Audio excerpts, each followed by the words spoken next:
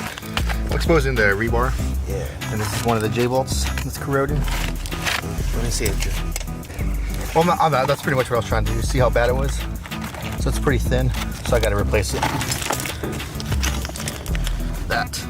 It's going all the way to AB. That's not good. It's pretty bad.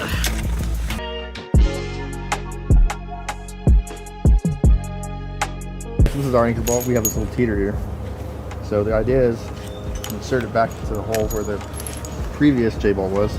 And it goes in and you shake it around a little bit, this teeter comes up. And rather than the old repair where you go on top, put a washer and nut on the inside, you screw it from the bottom and tighten it from down here. And this braces this after this falls. And this just pretty much acts like a little L in the current existing J-bolts. You all thread so you can cut it to size. That's pretty much it.